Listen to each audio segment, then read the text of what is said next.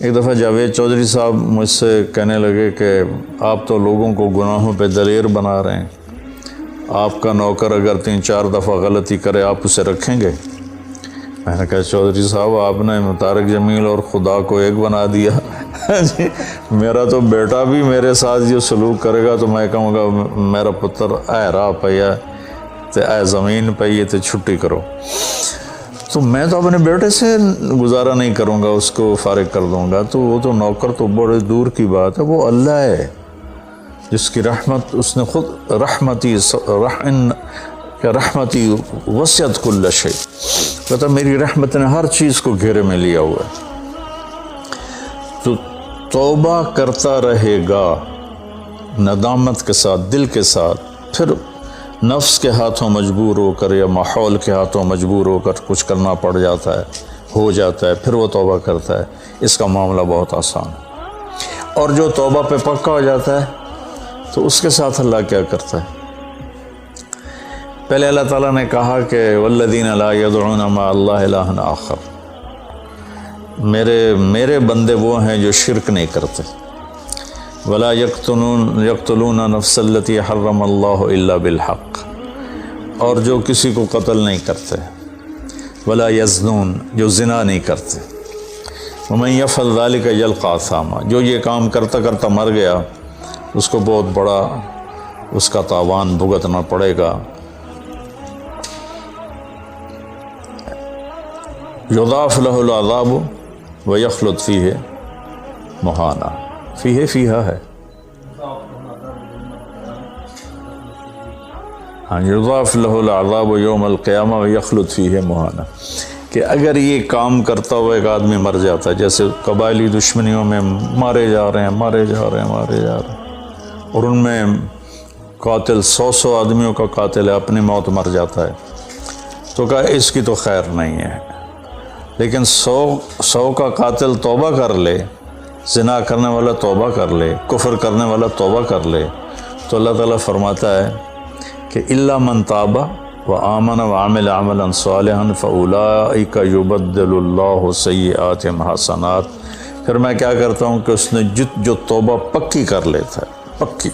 تو میں کیا کرتا ہوں اس نے زندگی میں جتنے گناہ کیے ہوتے ہیں وہ مٹا کے نیکیاں لکھ دیتا ہوں، ہر گناہ کے بدلے ایک نیکی لکھ دیتا ہوں۔ ایک دفعہ نعیم بٹ صاحب میرے بڑے پیارے بھائی ہیں، دوست ہیں، کہنے لگے مولانا صاحب میری نیکیاں آپ سے زیادہ ہیں۔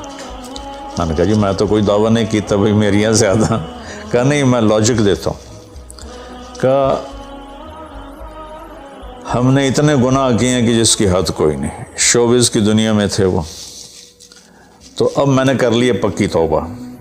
تو آپ کی نیکیاں اتنی نہیں جتنے میرے گناہ ہیں، وہ سارے لکھے گئے نیکیوں میں، تو میری نیکیاں آپ سے بڑھ گئی۔ میں نے کہا بڑی زبردست آپ نے لاجک دی ہے، بالکل ٹھیک ہے،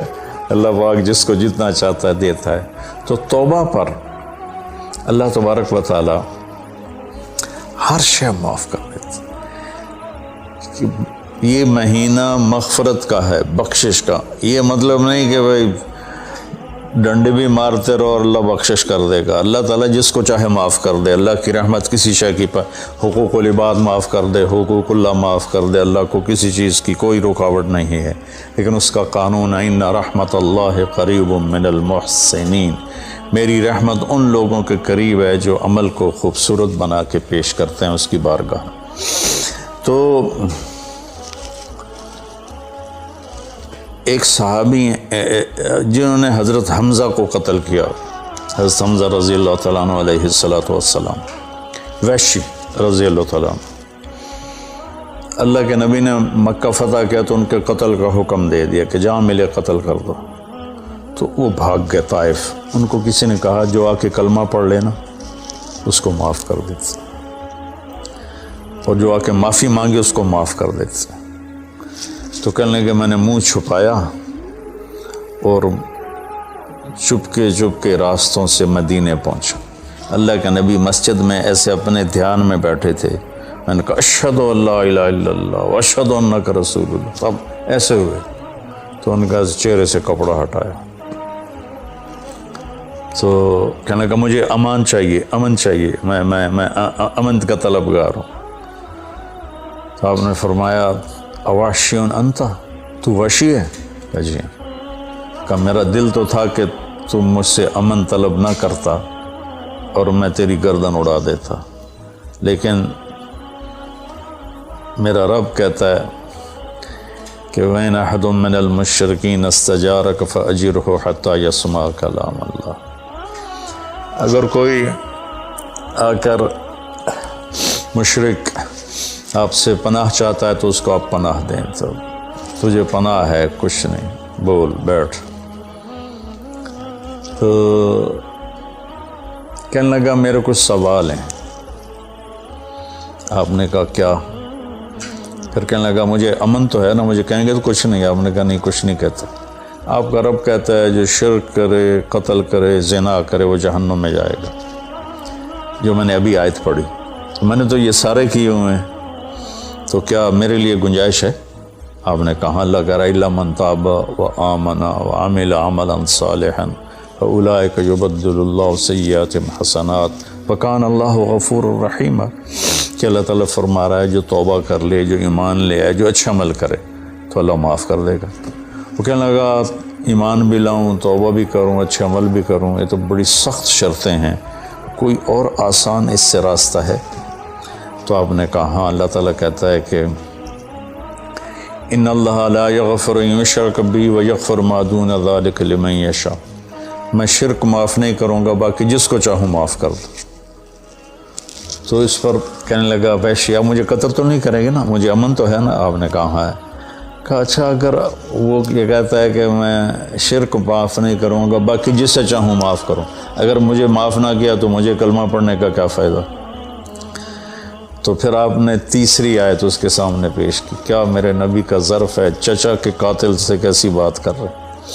اور ایسی بے دردی سے قتل کیا گیا، ناک کاٹ لیا گیا، کان کاٹ لیا گیا، پیٹ چیر دیا گیا، کلیجہ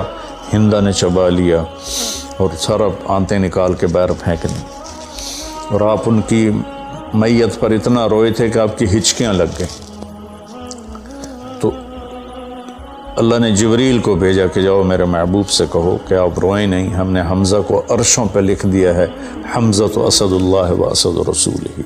حمزہ اللہ اور اس کے رسول کے شیر ہیں، ہم نے عرش پہ لکھوا دیا۔ تو کہنے لگا اگر مجھے معاف نہ کیا تو پھر مجھے کلمہ پڑھنے کا کیا فائدہ؟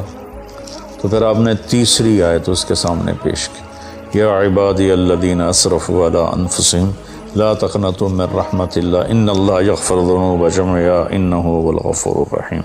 اے میرے نافرمان بندو، کتنا پیار سے بلایا نافرمانوں کو، اور میرے کہا، اب آدمی سگی اولاد کو کہتا تو میرے چنے جمع ہیں، جب وہ نافرمان ہو جائے تو وہ اللہ تعالیٰ کافروں سے کہہ رہا ہے، نافرمانوں سے کہہ رہا ہے اے میرے نافرمان بندو جنہوں نے اپنے اوپر ظلم کیا، تم گھبراؤ نہیں، تم توبہ کرو، میں سارے معاف کر دوں گا۔ کہنے لگا ہاں اے گل ٹھیک۔ پھر اس نے کلمہ پڑھا،